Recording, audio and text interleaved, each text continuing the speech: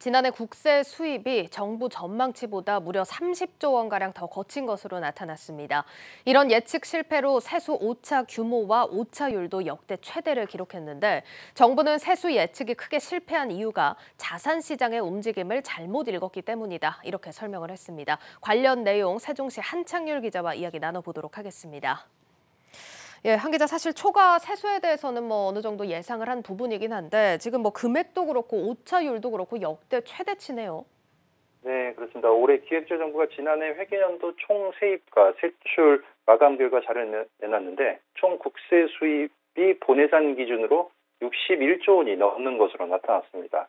이 오차율로 보면 21%가 넘는데 이 세수 추계를 정말 예측을 하고 한 건지 의심스러울 정도였습니다.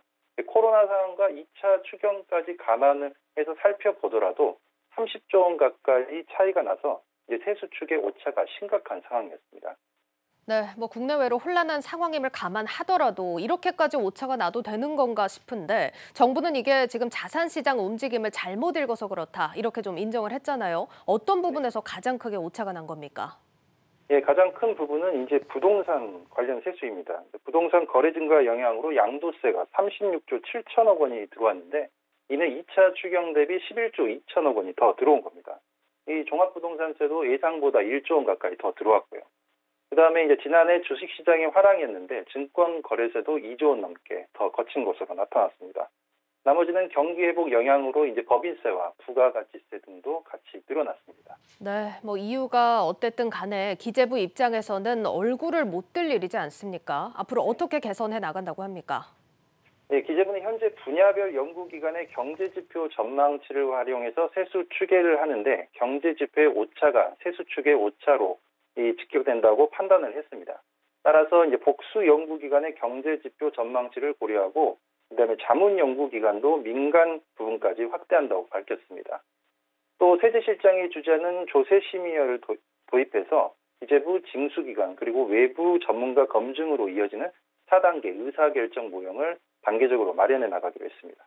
네, 이 경제 지표 전망치 활용하는 데 있어서 지난해 물가 예측할 때도 한번 이런 논란이 있었던 걸로 기억이 납니다. 네. 다방면으로 좀 개선이 제대로 돼야 할 것 같습니다.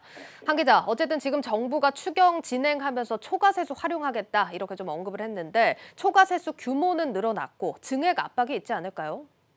네, 지금 정부가 국회에 제출한 추경안은 14조 원입니다. 이제 초과세수를 활용해서 먼저 적자국채 11조 3천억 원을 발행한다고 했습니다. 이 오늘 발표한 자료를 보면 이제 일반에게 세계 잉여금이라고 있는데 이게 18조 원이 됩니다. 이게 증액 압박으로 나타날 것으로 보이긴 합니다. 하지만 이제 당장 쓸 수가 없는 게 이제 세계 잉여금 같은 경우는 국가재정법에 따라서 지방교부금과 그다음에 공적자금 상환기금 출연 그리고 채무상환 등의 순으로 일단 활용되기 때문입니다. 따라서 4월 중 이제 국무회의 의결을 거쳐서 국가재정법에 따라서 처리가 되는데 이 과정에서 아마 추경 재원으로 충당할 것으로 예상이 되고 있습니다. 네, 오늘 여기까지 듣도록 하겠습니다. 세종시 한창률 기자와 이슈 살펴봤습니다. 한 기자 잘 들었습니다.